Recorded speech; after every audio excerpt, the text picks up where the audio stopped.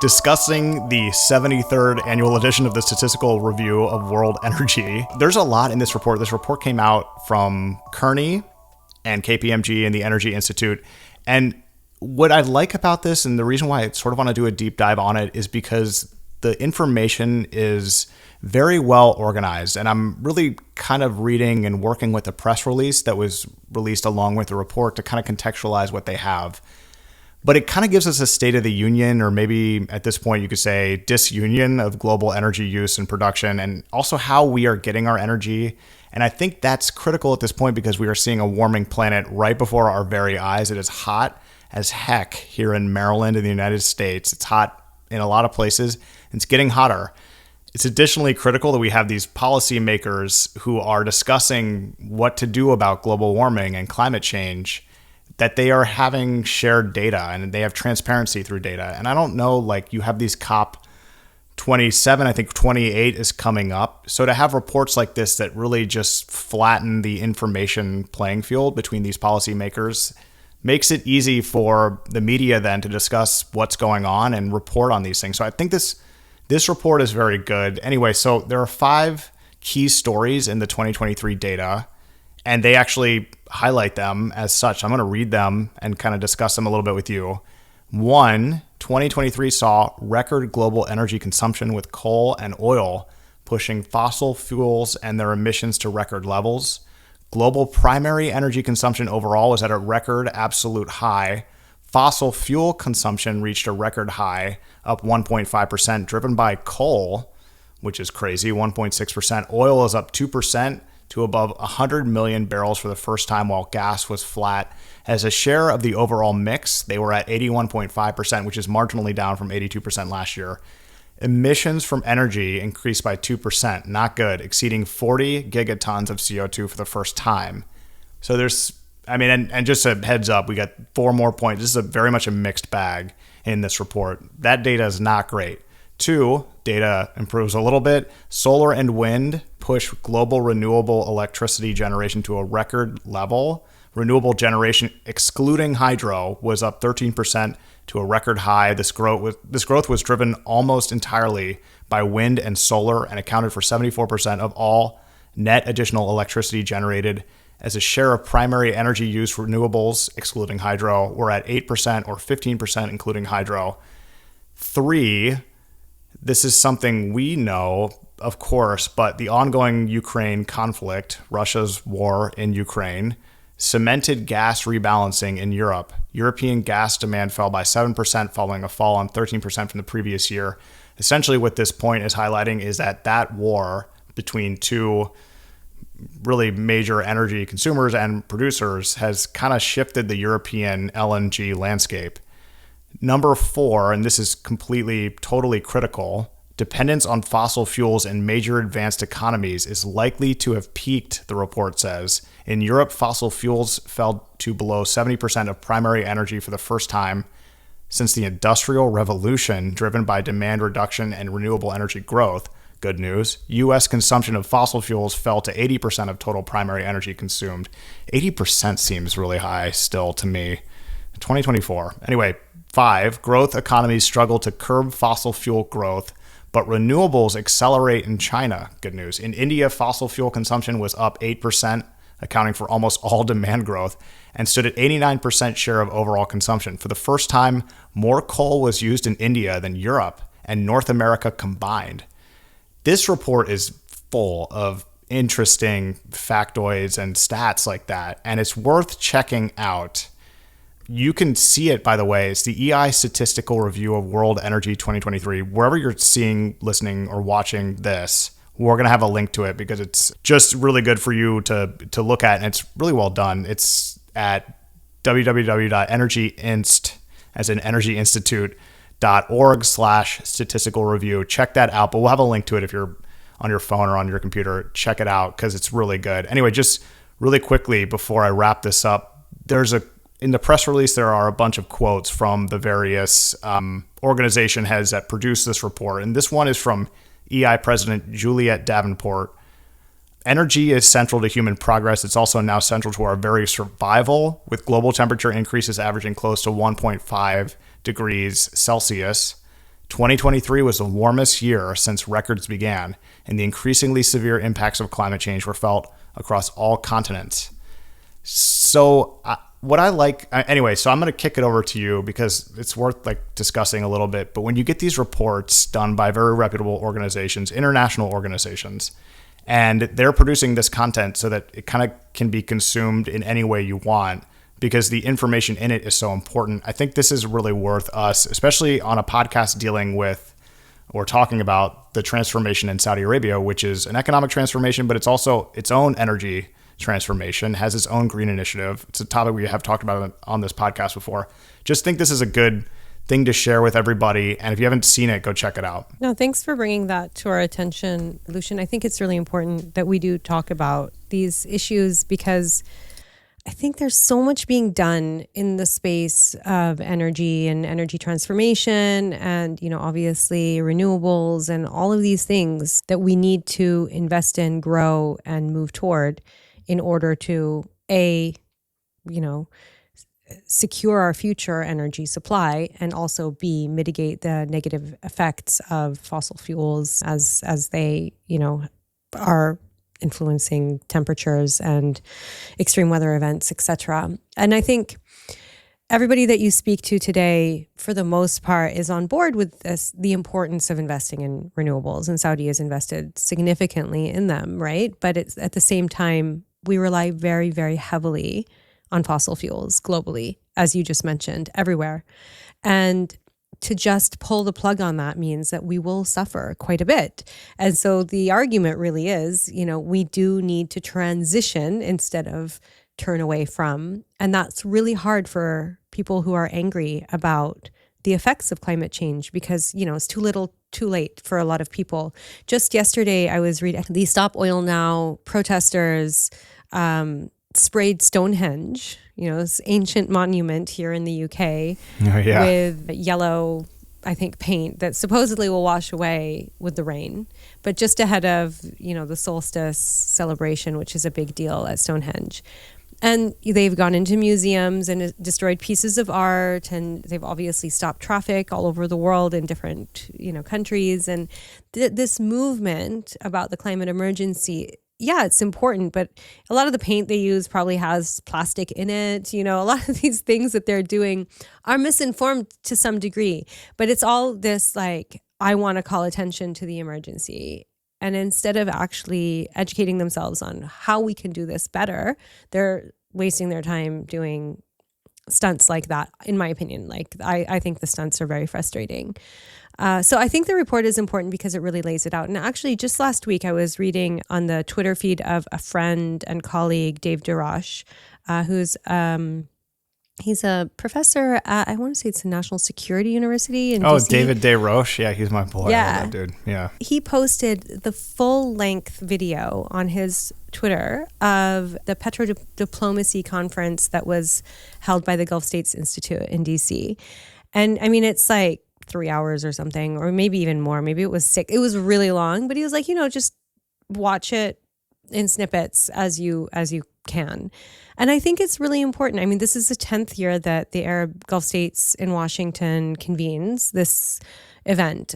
Actually, it's really important to understand how important it is to think about how the world is interacting with fossil fuels and to think about, the finance sector and how that deals with it. And, just businesses that are dealing in oil and gas and exploration and all of that, they're not going to stop tomorrow. So what are the global concerns and how can we address them and still continue to invest in renewables? And I mean, I might be just talking about a whole bunch of different things at the same time, but these are the thoughts that I think a lot of us in Saudi Arabia have when we think about climate change and energy transition.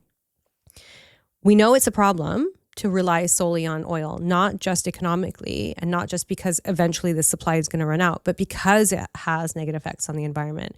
And therefore, we are working very hard to invest in renewables, in solar, in wind, and all of those come with their problems. And all of them also need energy a lot of the times when the solar and wind isn't available. And therefore, the battery storage and the production of batteries has improved significantly, but you still need ways to harness this energy. And we're not quite there with all of it. And I think that We still need the energy for everything that we're doing. And therefore, it's important to recognize where the debates are and to understand the point of view when these companies continue to operate in these sectors, that it's important for us to continue to do that while we figure out better ways forward. I think the general frustration with many is that there's an awareness of something going wrong, that we're not trending in the right direction. And this is like steering an oil tanker, and you're kind of watching it being like, turn the ship in another direction, hurry up. And you can kind of see it turning.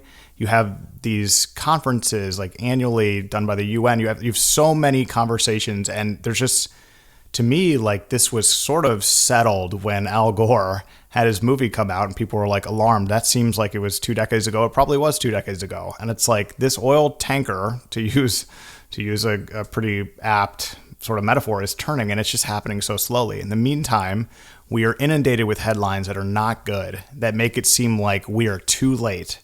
And I think it's good that the tanker is turning and that we're seeing progress on some of these fronts. I mean, I saw in Reuters this week a report that said more than 800 coal-fired power plants. Now, remember, coal increase in places like India and China. I mean, that's a little concerning, but 800 coal-fired power plants in emerging countries could be decommissioned and profitably replaced by cleaner solar energy starting from the end of the decade.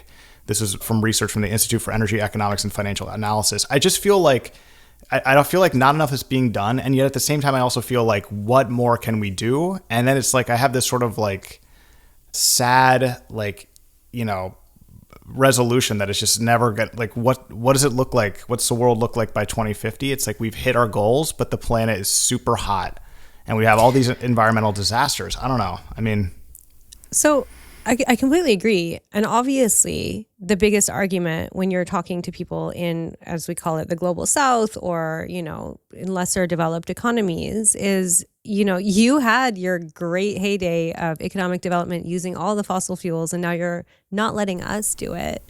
It was great. Yeah, the best.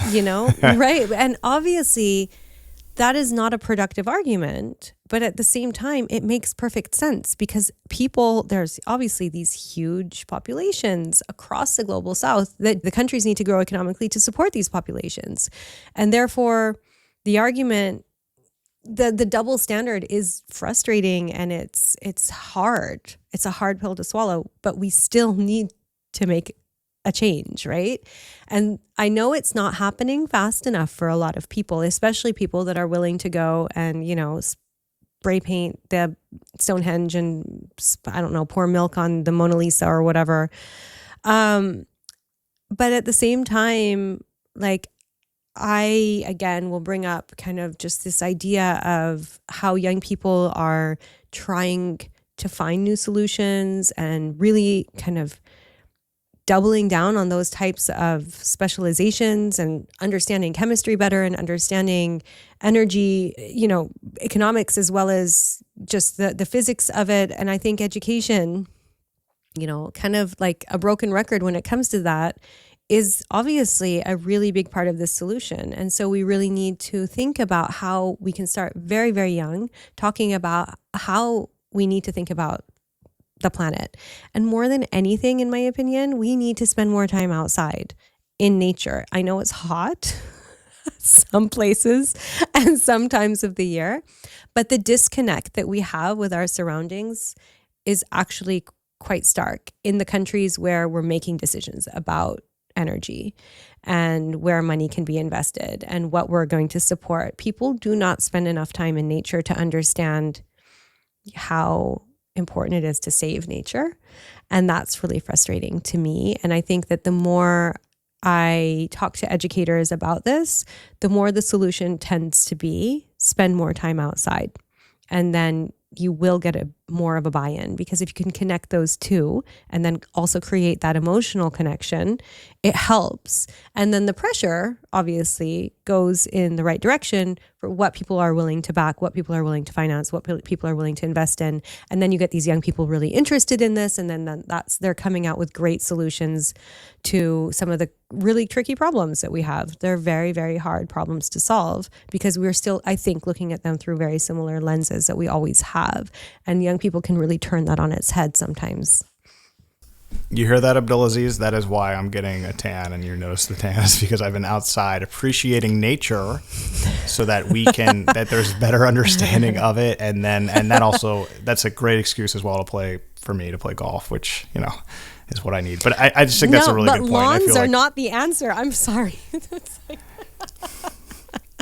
Yeah, perfectly manicured lawns, not the answer. That's not what we should be doing. But no, it's it just looks good though. Play your golf, it's fine. I mean, yeah, but that's the problem, right? It's easy. And coal, we definitely need to stop using coal. We really should stop because it's dangerous on so many levels, and it is the most polluting of the fossil fuels. But it's easy, right? And when you don't have a lot of money in these lesser developed countries, that's what you're going to go to. So it is not an easy, we can't just stop using oil. That's not the solution. But yeah, how can we really make sure that our efforts to invest in the clean energy move fast enough? That's hard. I don't know if anybody This is going to be a topic that we explore on this podcast in greater detail and over time in a sustained way. We will have guests that discuss this topic because it's globally important, but it's also very important for Saudi Arabia specifically, which is the topic of this podcast. So this is something we're going to be on top of, and we're going to talk about a decent amount because we're interested in it, but we're also curious about how we are going to solve these. You just said it. It's a really complex problem. You can't just shut off oil and all fossil fuels. And even then, to be honest, what does it look like? The planet is no longer, is it going to get any cooler? Or anyway, we will have experts on to discuss this. And Hannah, actually, you suggested earlier before we recorded this podcast, we should have experts on talking about things that we talked about so we can set the record straight. This is a great topic for that. And we have a few people in mind, so we will be doing that in short order. Yeah, I think this is something that I do talk about a lot with colleagues and friends in Saudi that are working in the space, and I've already asked a couple that I know if they'd like to come on to the show and speak in an official capacity about the position of the kingdom on some of these issues. But I also know people that are working in the research space as well that could give an interesting perspective kind of on what's happening globally and what kinds of technologies are really taking off. Which I think is really important to think about. So, there's definitely some really interesting investments happening in this space. Just 2 days ago, I was going to say last weekend, but it was Hajj break, so it wasn't actually a weekend. But I met somebody that works in energy transition and policy. And we met very randomly. We're both part of the London School of Economics alumni network. Richard, this is a shout out to you. I hope you're listening. But we were talking very specifically about some of the challenges in places like Saudi. And so the outdoor, idea really came up as a big one because this is something that I wanted to do more of when I was teaching, is really make sure that we did these things. You can call it like a week without walls or more outdoor education and so on. But not only that, one of the things that we really talked about was food security and the relationship between climate change and agriculture. And so there are a lot of really, really sad and scary things that we can talk about when we're talking about climate change. But unless we actually also capture young people's minds by focusing on what they can do, I think that, we're going to lose a generation if we're not talking about the sparks of innovation that are really important. And so just, the proliferation of regenerative farming, for instance, is something that we need to talk more about. Really incredible stories coming out of all parts of the world where you're utilizing new technologies and ancient technologies to ensure that, we do have a food supply, because that's another thing, right? Like food tastes different when you don't have nutrients in the ground. And that's a big problem. So there are some really innovative things that are happening. So I'd love to talk about who's investing in renewables, but I'd also like to talk about how that's trickling down into other parts of our lives and how we're mitigating that in innovative ways.